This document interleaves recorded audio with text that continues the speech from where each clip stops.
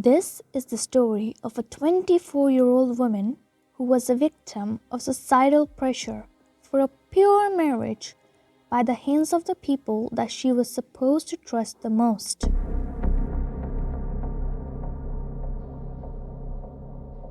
On 4th August 1975, Jaswinder Kaur Sidhu or Jassi Sidhu was born in British Columbia after her parents migrated from Punjab, India. She grew up in a very wealthy family with multi-millionaire parents and her uncle as the head of the family in Fraser Valley, British Columbia, Canada. December 1994. Jassi was visiting the city of Jagron in Punjab. It was a cool, foggy evening when the 19-year-old girl met Sukhwinder Singh Sidhu or Mithu. It was love at first sight. Mithu claimed in an interview that they were drawn to each other and he felt something connectable when Jassi smiled at him. The next day, he followed the family, and when Jassi's mother and aunt were busy shopping, he sat behind the girl who was having coffee. This was the start of a tragic love story.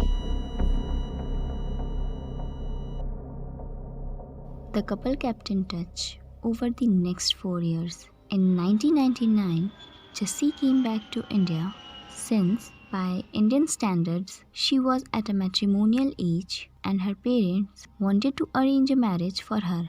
Jassi's aunt was the only one who knew about their relationship, and because of this, she helped the couple to have a secret rendezvous.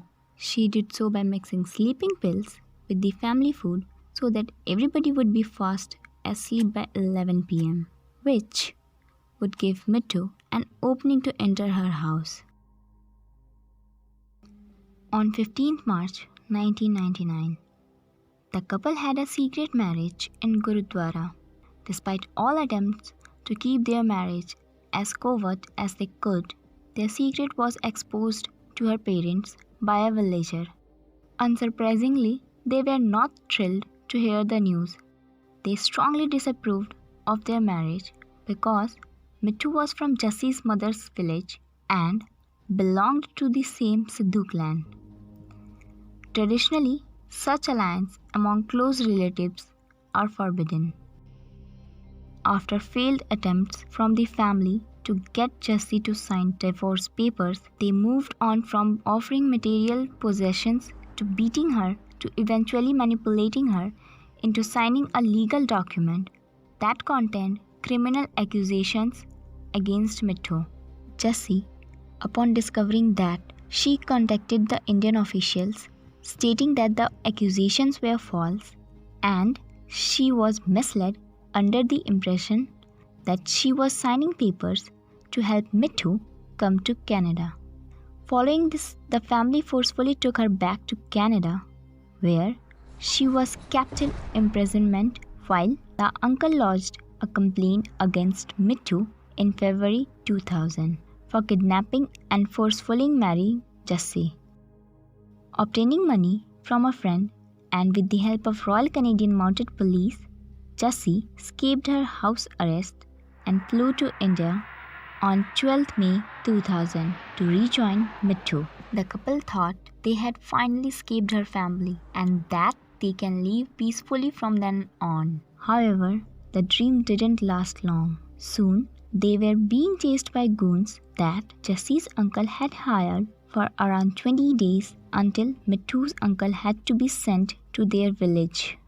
On 8th June 2000, around 7:30 pm, the couple went out for coffee as Jassi was tired of being holed up at home and wanted to spend quality time like any other newlyweds. Mithu's uncle did not like their idea to go out considering the threats they had been facing the past couple of days, but they went regardless.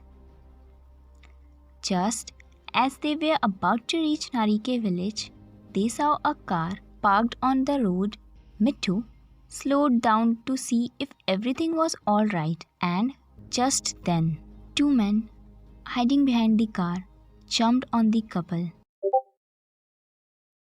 More people joined them and started attacking with swords. He fell unconscious, and the only thing he remembered was Jussie screaming for him. When the attackers thought he was dead, they threw him on the road and ran away.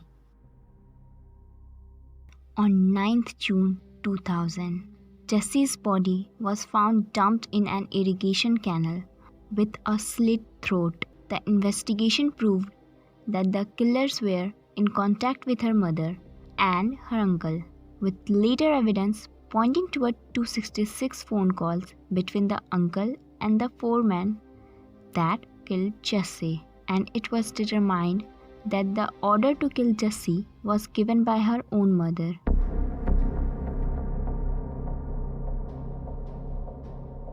After a decade-long investigation and complications caused by the Sidhu family, Jessie's mother and uncle were arrested by the RCMP on 6th January 2012, 11 years after the murder.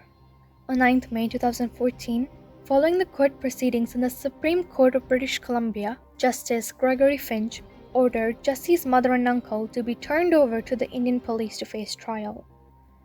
Finally, on 24 January 2019, they were both extradited and arrived in Delhi, India, to face the charges.